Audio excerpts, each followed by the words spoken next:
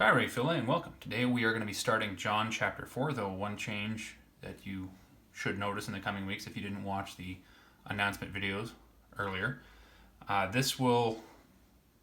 We will be taking a look at this chapter every other week, so I'll be publishing a Greek and Latin video from John chapter 4 every other week rather than every week like previously. The week in between, I'm going to be doing either the Athanasian Creed or the Virgil's first eclogue. So there you know,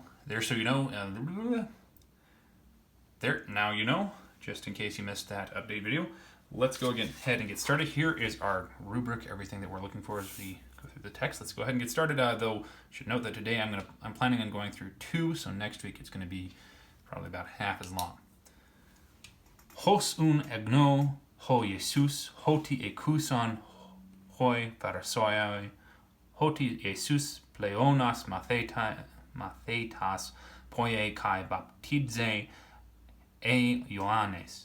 Kai toige Jesus autos uk e baptizen al hoi mathetai autu. That's as far as we're going to go. Hos is our very first word, which then means that we should take a look at our verb and see if we've got a subjunctive. If we've got a subjunctive, then we've got a special clause. If not, then there's nothing to worry about. Taking a look at egno, that's what we have as our verb. And at first, it looks like a first-person singular present tense, but this is actually from gnosko. I'm pretty sure it's from gnosko. That's what my memory is telling me. And this is a very strange form, honestly. It's a third-person singular aorist tense. Gnosko, gnoso, egnon, I think it is. Yeah, it's very, very strange. And it is active and indicative, and it means just to know or to perceive. So since we have an indicative here with host, this just means just or just as, or as.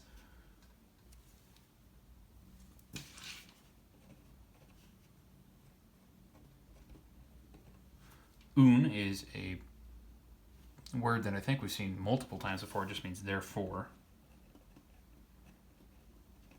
All right, taking a look after egno, we've got ho Jesus, so this is our subject. We've parsed it many times before, no need to again.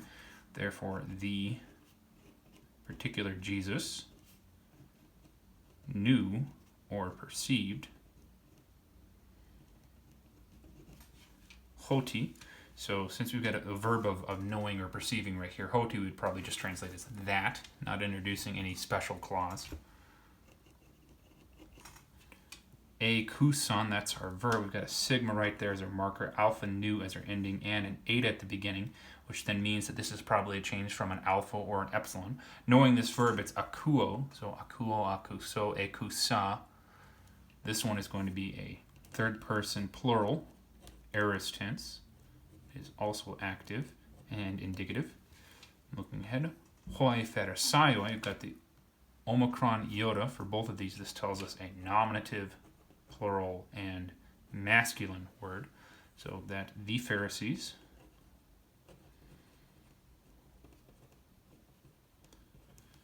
heard, and then we've got hoti again, so we're going to treat it the same way as this first one. That, so it's kind of like it's introducing an indirect statement of sorts. The way, of course, don't have the infinitive. So it's not that the statements haven't been changed from what they would technically have originally been. Otherwise, I think we would probably expect a infinitive.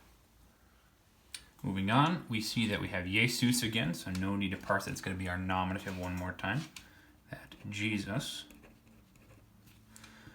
pleonas, mathetas, poie. Here is our verb, epsilon iota. Here, note that we've got the circumflex over that. We would normally expect on a verb for the accent to be as far over to the left as possible. So what we've got going on here is actually this is a contract verb, and the ending is actually epsilon iota. And since epsilon iota by itself is a diphthong, that means it's a long syllable, it will pull the accent over to, so we would expect it on this E. And then these contract together, and the acute can't stay in acute over a long syllable, so it has to become a circumflex. That's what's going on right there. This is a third singular present tense, active and indicative. So that Jesus did or made, as we take a look at the object of this verb, pleonas, okay, alpha sigma, and then mathetas, alpha sigma. Mathetas we know is a first declension masculine noun, so in the singular it uses half feminine endings from the first declension, then special masculine endings for the nominative and the genitive. But in the plural, it uses all the same ones. So this alpha sigma here is a accusative plural.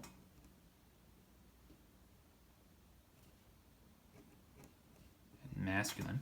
But it's interesting that pleonas is actually, it looks like it is also feminine in form.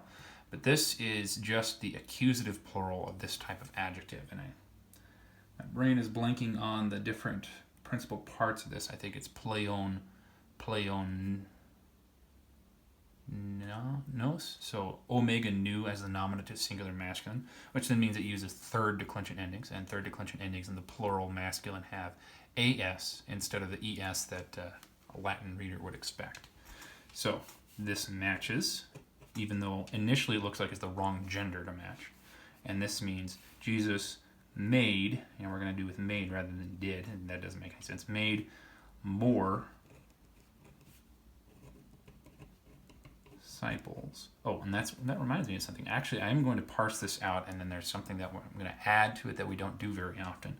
So this is accusative plural masculine. And as we take a look at this thing that I almost never point to, we've got a adjective, adverb degree and meaning, nouns and adjectives, degree, positive, comparative, superlative. We never write positive because they never really need to.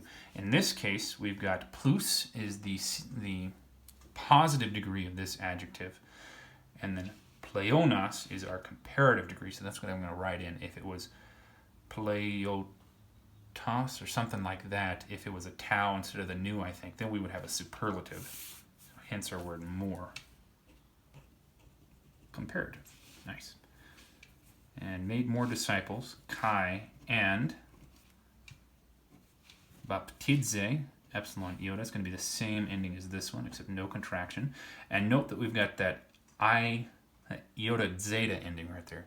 You may recall from a couple weeks ago how I talked about that when we have a idzo or adzo verb, this is quite frequently a verb that has a causative idea behind it. So baptize here would mean cause to be baptized. Or it could just be translated baptized. Either way makes sense in English, and for this word, it's not entirely clear which is intended. As we take a look at verse 2, we'll be able to understand better which of the two possible translation for baptize makes more sense here. Jesus as the subject, but Ioannes, eta sigma, therefore nominative, singular, masculine. If baptize were to appear again, the other of the two options would actually make more sense. Now, in Greek, there's not really a difference made between which of the two for idzo, adzo translations. I think I just lost my train of thought there. But in Greek, since there's only the one form of an idzo, adzo verb, you can't really differentiate them, except based on just what the word itself means. It's causative for the Greeks, and when possible, and so long as we're not going to change the way it's the sense it makes in English, we should probably try to keep as close to that as we can in English. And I think for baptizo especially, it's good to keep in mind that this is a causative verb. Who does the baptizing? Well, I can't really baptize myself. When we take a look at how the word baptizo is used in the Bible, it's whenever somebody's commanded to be baptized, it's always in the passive. You be baptized by someone else. And then when we have, in this today, when we have, or back then, when Jesus' disciples, or today pastors baptize someone else, they are doing the action, but who really does the baptizing? Well, it's God. So causative, it makes a lot of sense there. So the pastor causes the person to be baptized by God. You could picture it that way. And he baptized. I will try to keep that to my only excursus.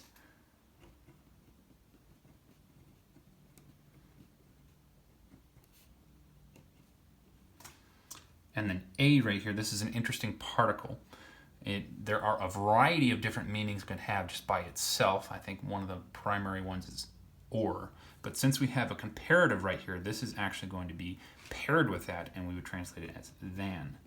And when we have a comparison, there are, in Latin, there are two ways of doing it, and if my memory is correct, there are two ways of doing it in Greek. We can have comparative with the genitive of the thing compared to, or comparative a, and then whatever the thing is that's being compared to needs to be the same case as the initial.